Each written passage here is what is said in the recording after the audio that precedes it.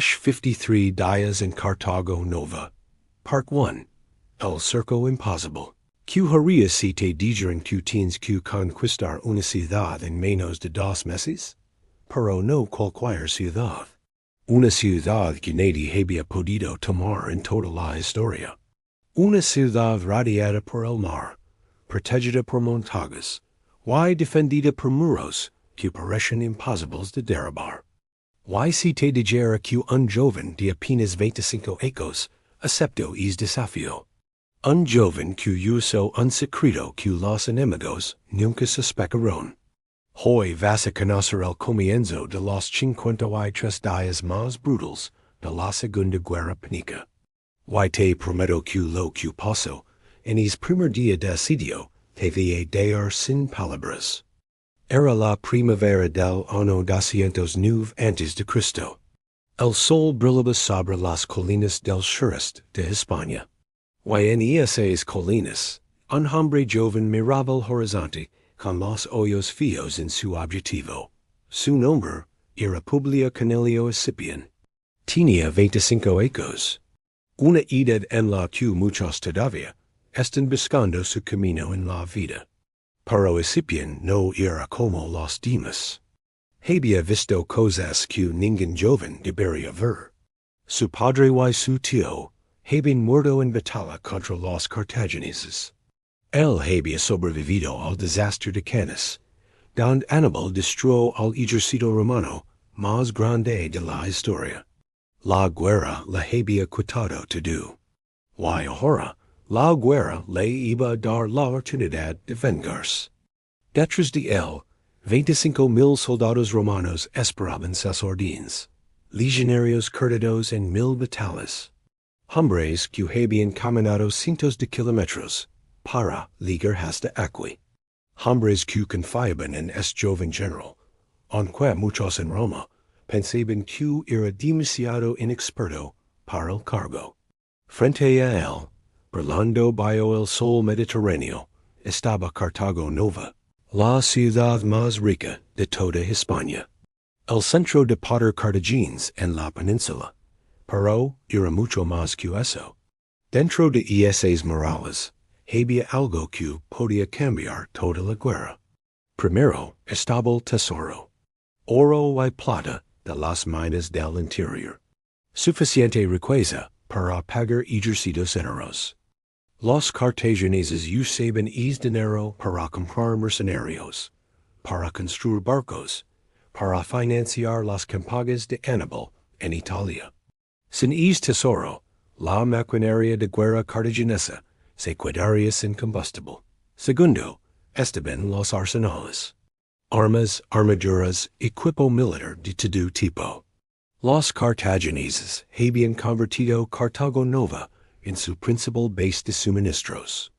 Todo lo que necesitaban sus ejércitos en España salía de esta ciudad. Tercero, y esto era lo más importante, estaban los rehenes. Los cartagineses habían tomado a los hijos y hijas de los jefes de todas las tribus ibéricas. Los mantenían en Cartago Nova como ganancia.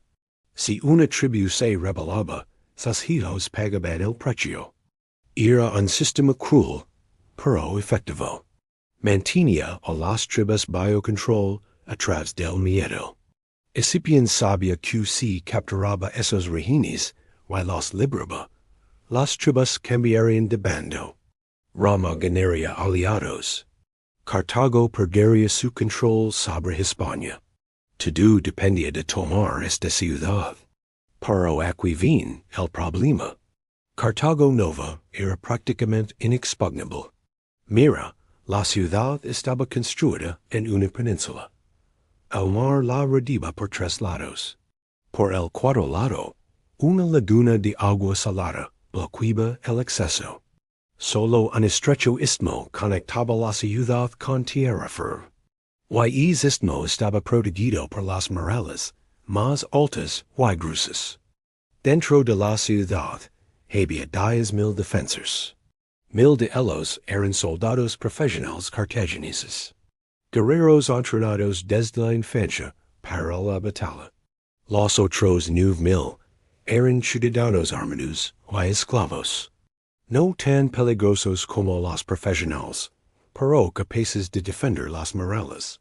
El comandante Cartagines se llamaba Megan, no el famoso hermano de Aníbal, sino otro Megan, un hombre competente que conocía cada piedra de esa ciudad. Sabía que solo tenía que resistir. Los refuerzos llegarían eventualmente. Y aquí es donde la situación se pone interesante. Los cartagineses tenían 3 ejércitos grandes en España.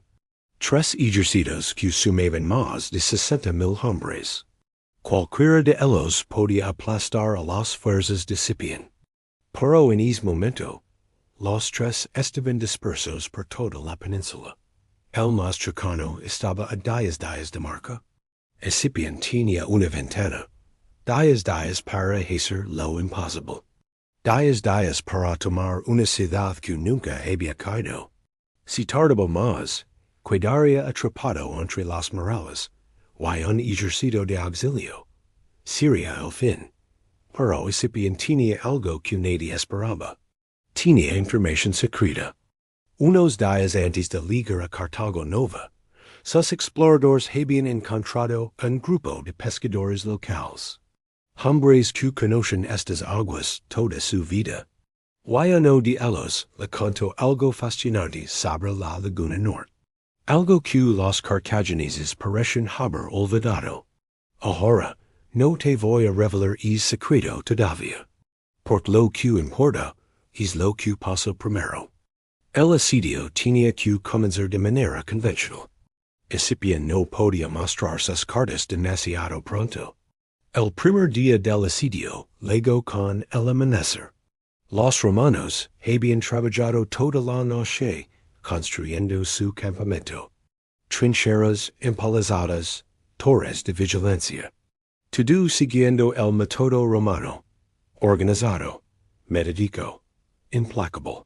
Las catapultas comenzaron a rugir. Piedras enormes volaban por el aire, y golpeaban las murallas de Cartago Nova. El sonido era aterrador, como truenos que no paraban nunca. Los defensores se agachaban detrás de los parapetos mientras la muerte caía del cielo. Pero las murallas resistían. Los cartagineses habían construido bien. Cada piedra encajaba perfectamente con la siguiente. Las catapultas romanas hacían daño, sí, pero no es suficiente. Scipión lo sabía. El bombardeo era solo el principio. Una manera de mantener a los defensores nerviosos, de conquistar su moral. La segunda opción, la que Magón eligió, es diferente. Dejas la mayor parte de la muralla con defensores mínimos, ciudadanos armados, hombres sin entrenamiento real, pero concentras a tus mejores guerreros en el punto donde sabes que el enemigo va a atacar. Y aquí está la genialidad de Magón. Él sabía exactamente dónde atacarían los romanos, porque los romanos solo podían atacar por un lugar, el istmo, ese estrecho pedazo de tierra que conectaba Cartago Nova con el continente. Era el único acceso por tierra. Las murallas que protegían el istmo eran las más altas, sí, pero también eran las únicas que los romanos podían alcanzar sin barcos.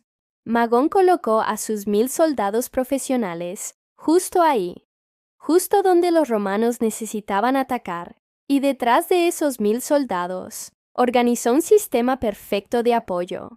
Los ciudadanos armados ocupaban las torres. Desde ahí lanzaban jabalinas sobre los atacantes. No necesitaban ser grandes guerreros. Solo necesitaban tirar cosas hacia abajo. La gravedad hacía el resto del trabajo.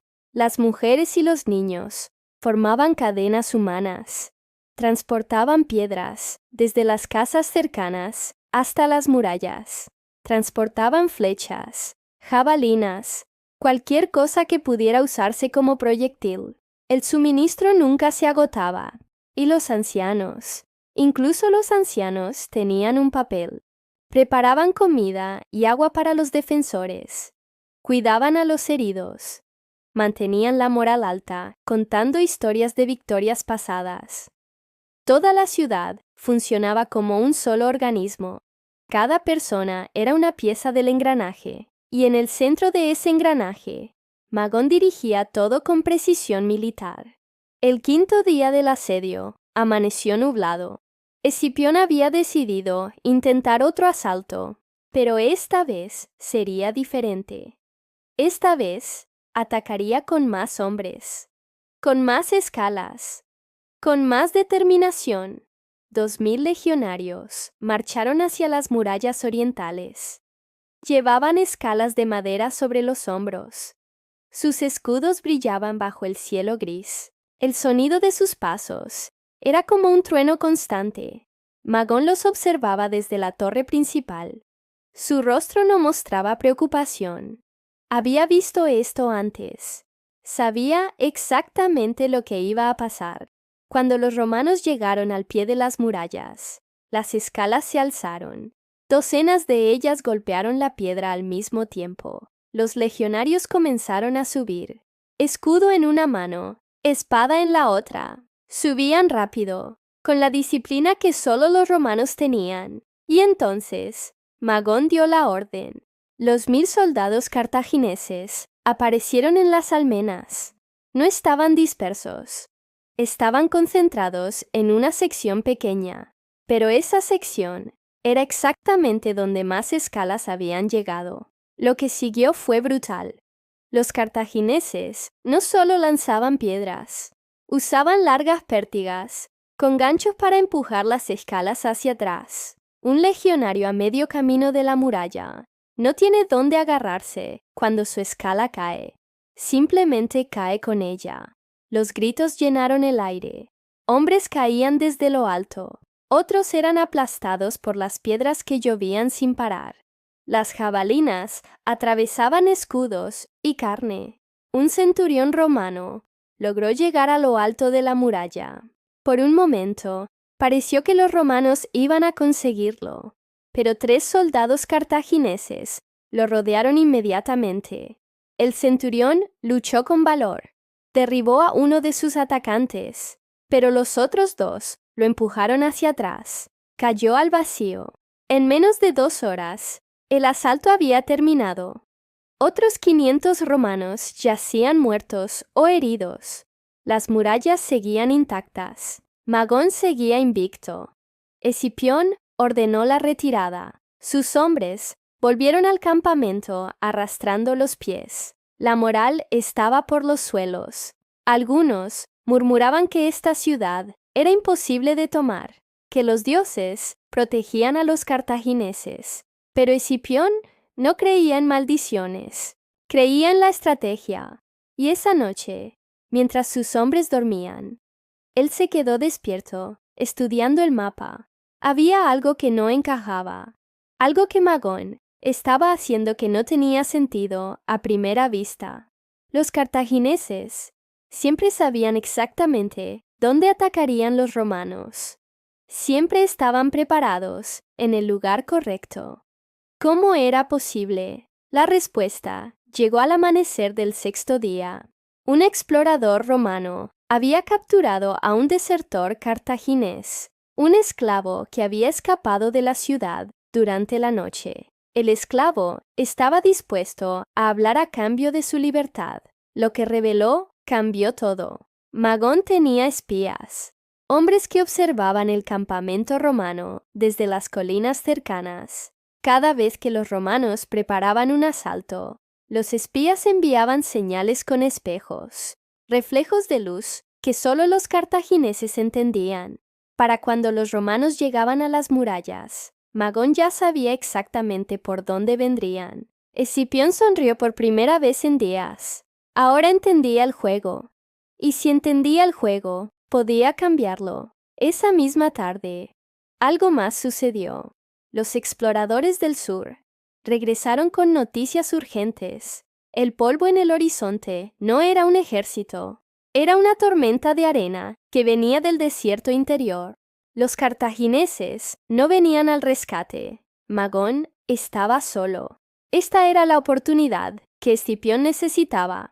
pero no iba a desperdiciarla en otro asalto frontal. No, iba a usar el secreto que el pescador le había revelado, el secreto de la laguna norte, porque cada noche, cuando la marea bajaba y el viento del norte soplaba con fuerza, algo extraordinario pasaba en esa laguna, algo que los cartagineses habían olvidado, algo que iba a cambiar la historia.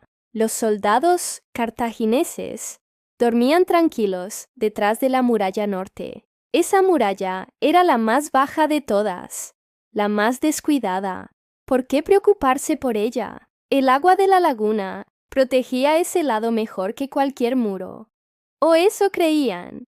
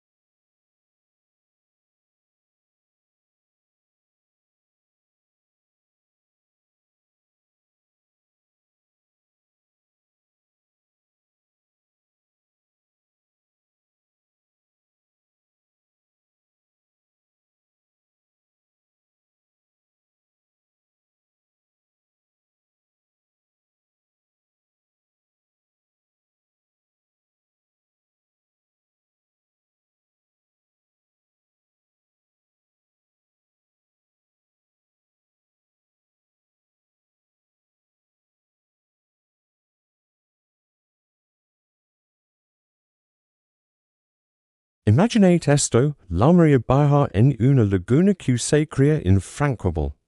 Pero los romanos, guiados por pescadores locales, la cruzan con el agua hasta la cintura. En el otro lado, la mar al norte de Cartago Nova se alza, completamente desprotegida. Nadie esperaba un ataque desde el mar. Los legionarios escolan con facilidad una sombra silenciosa en la noche. Una vez dentro, corren hacia la puerta principal. Los cerrojos ceden y un torrente de miles de soldados romanos inunda los calles de la ciudad. El general cartaginés Megan apenas tiene tiempo de retirarse a la ciudadela mientras el caos se desata. Desde una colina chocona, el joven general Escipión observa la escena. Ha logrado una victoria estratégica brillante, pero ahora, con las ciudades sumergidas, tomará una decisión que cambiará las reglas de la guerra para siempre. Si quis saber que hizo Escipión, síguenos para más historias fascinantes.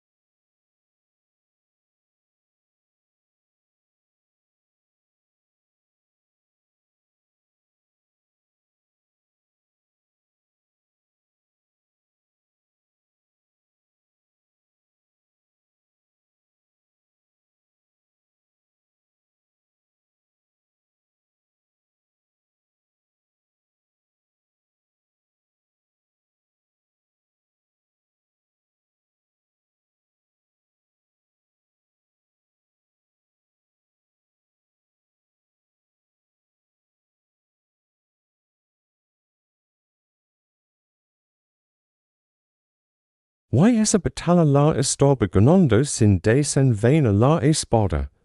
En la próxima parte, vas a descubrir que pasó cuando los primeros jefes ibéricos llegaron a Cartago Nova. Vas a ver cómo Megan finalmente se rindió. Y vas a entender por qué estos 50 whites días cambiaron la historia del mundo antiguo para siempre. Escipión no ataca la ciudadela. Tenía 25,000 hombres. Megan solo tenía 800. Podía aplastarlos en un día. ¿Por qué no lo hizo? ¿Qué estaba esperando exactamente? Y la pregunta que nadie se atreve a hacer. ¿Cómo es posible que un general tan joven entendiera algo que los veteranos de Roma nunca comprendieron?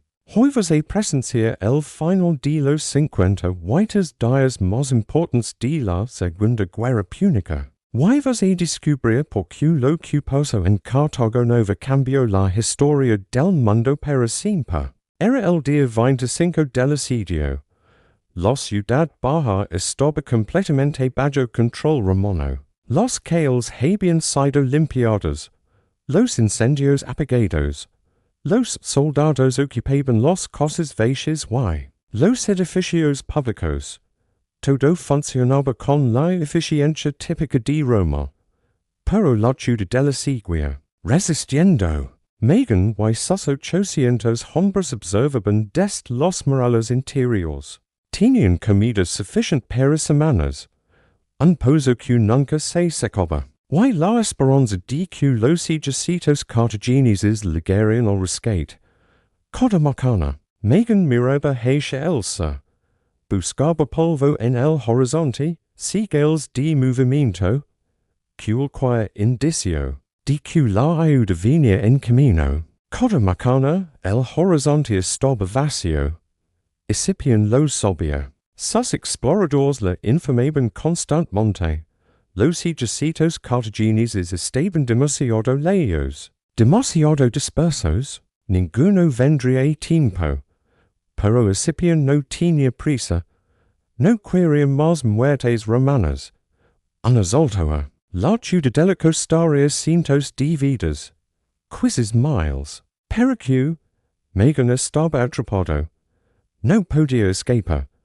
No podía ganar. Solo podía esperar. Y mientras Megan esperaba, Escipión trabajaba. Los primeros jefes ibéricos llegaron el día 32. Venían de tribus choconas. Tribus cuyos hijos habían sido tomados como rehenes ecocentras. Cabalgaron hasta las puertas de Cartago Nova con miedo en sus corazones. No sabían qué esperar de estos romanos. Escipión los recibió personalmente, no como un conquistador, como un anfitrión. Les ofreció comida, vino, un lugar para descansar después del viaje. Y entonces les presentó a sus hijos. Las reuniones fueron emotivas. Padres que no habían visto a sus hijos en años. Madres que pensaban que nunca volverían a abrazar a sus pequeños. Lágrimas, risas, abrazos que parecían no terminar nunca. Y Escipión no pidió nada a cambio. Nada. Los rehenes eran libres de irse, sin conditions, sin promesas forzadas, sin amenazas veladas. Los jefes ibéricos no podían, créelo. Los cartagineses habían usado a sus hijos como herramientas de control durante años. Los romanos los devolvían como gesto de amistad. La diferencia era abismal. Uno de los jefes, un hombre mal llamado Edecon, se arrodilló ante Escipión, le dio lealtad eterna. Prometió que su tribu lucharía por Roma hasta el último hombre. Otros jefes hicieron lo mismo. Uno tras otro, las alianzas se formaban. Megan observaba todo desde la ciudadela. Cada día llegaban más jefes. Cada día más tribus roban lealtad a Roma. El equilibrio de poder en Hispania estaba cambiando frente a sus ojos. Y él no podía hacer nada para detenerlo. El día 40, la situación dentro de la ciudadela empezó a deteriorarse. La comida se estaba acabando más rápido de lo esperado. 800 hombres consumian mucho, los rochones fueron reducidos, los soldados empezaron a debilitarse, el día 45 Megan reunió a sus oficioles. La situación era desesperada. Nadie venía a rescatarlos. La comida duraría una semana más. Quizás dos se reducen los rochones. Otra vez. Pero después de eso, empezarían a morir de hambre. Algunos oficioles propusieron un ataque suicida. Sale de la ciudadela y lucha hasta el final. Morir con honor en lugar de rendirse. Era la opción de los valientes, dicen. Pero Megan era un hombre práctico. Mira sus soldados. Hombres que habían luchado con valor durante semanas. Hombres que merecían viva. Que ganaba Cartago si todos morían aquí, nada, absolutamente nada. El día 48, un mensajero solía de la ciudadela con una bandera blanca. Levaba un mensaje simple, Megan quería negociar. Escipión aceptó reunirse. Se encontraron en terreno neutral, a mitad de camino entre la ciudadela y el campamento romano. Solo los dos comandantes y un traductor. Megan habló primero. Ofreció rendirse a cambio de que sus hombres fueron tratados con honor. Nada de ejecutions, nada de torturas. Serían prisioneros de guerra, no esclavos. Escipión escuchó en silencio. Luego, Essentia. Las conditions eran aceptables. Los soldados cartagineses serían tratados con dignidad. Megan mismo sería enviado a Roma como prisionero de alto valor. Pero viviría. Megan extendía la mano. Escipión la tomó. El acuerdo estaba salado. El día 58, las puertas de la ciudadela se abrieron por última vez. 800 soldados cartagineses marcaron hacia afuera. Depositaron sus armas en el suelo. Se formaron en filas ordenadas. Megan fue el último en salir. Camino hacia Escipión con la espalda recta. A pesar de todo, mantenía su dignidad. Desenvainó su espada lentamente. La sostuvo por la joya. Y se la entregó a su conquistador. Escipión tomó la espada sin decir una palabra. La miró por un momento. Luego, hizo algo que sorprendió a todos. Inclinó la cabeza levemente hacia Megan. Un gesto de respeto entre guerreros. Cartago no había quedado 58 días después de que comenzara el asedio. La ciudad más rica de Hispania pertenece a Roma. Pero las cifras cuentan solo una parte de la historia. Escipión había capturado 18 barcos de guerra. 10,000 prisioneros. 600 talentos de plata. Armas suficientes para equipar un ejército entero. Suministros que los cartagineses ya no podrían usar. Y lo más importante, había liberado a 300 rehenes. Había ganado la lealtad de docenas de tribus ibéricas. Había transformado a los enemigos de Roma en aliados.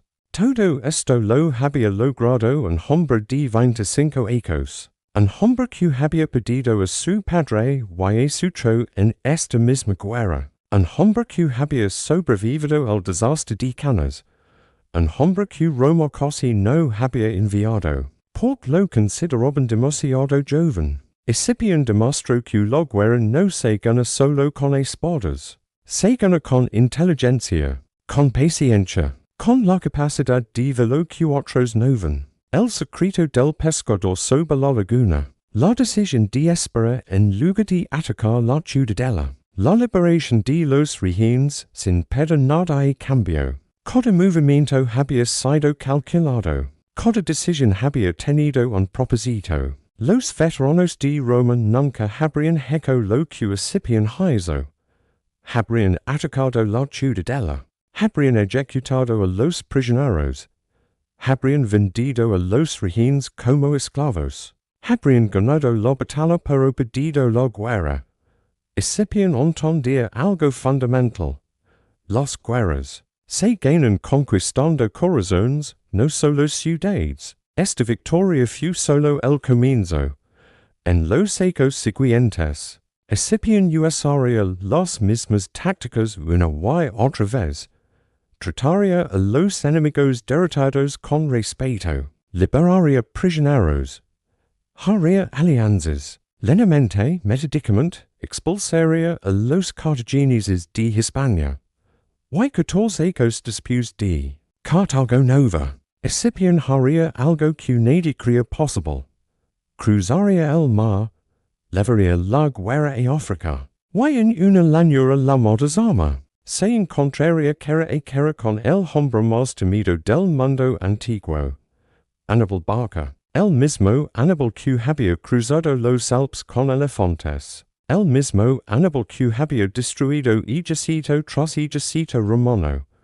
El mismo Aníbal que parecía invencible. Pero para cuando liga este día, Escipión ya no era el joven inexperto que había llegado a Cartago Nova. Era el general más brillante de su generación. El hombre que había aprendido a ganar guerras sin derramar sangre innecesaria.